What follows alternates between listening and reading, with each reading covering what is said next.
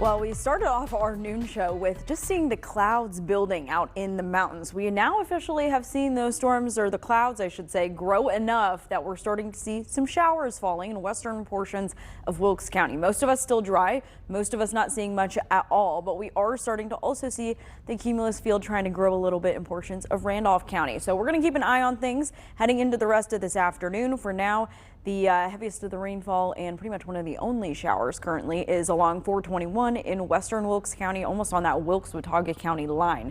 That also going to be slow moving and moving off from the west towards the east. So we'll see how long it's able to stay together.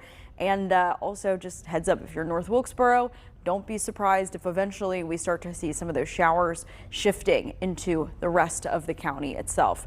We are under a level 1 risk for severe storms today. Not everyone is necessarily going to see rain or storms. However, that chance is certainly there, and we're primarily concerned with damaging winds with any of those stronger storms. Not to mention, we have the potential for slow moving thunderstorms, which could bring isolated flash flooding. So that is also actually a little bit of a higher concern for today, just because we are under a slight risk for excessive rainfall, and there is quite a bit of moisture for those storms and showers to be able to be fueled by.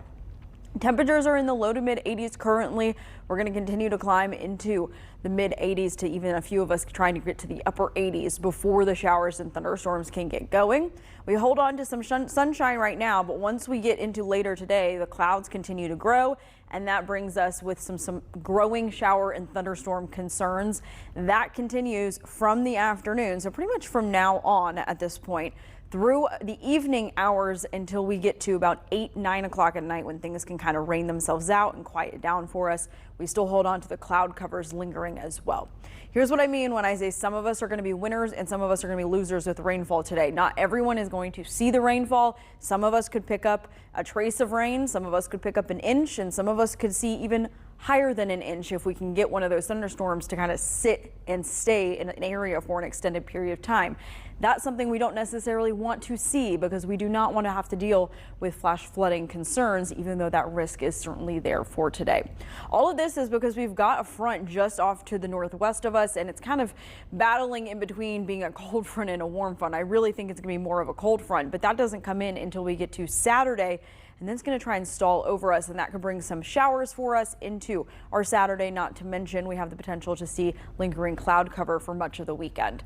Our temperatures this weekend stay in the 80s, so at least there's a little bit of that, some give and take there. But we do have some rain chances for us as well lingering on Saturday before we kind of quiet down a little bit by Sunday in the mid 80s. And then to next week, we heat right back up with temperatures in the low to mid 90s.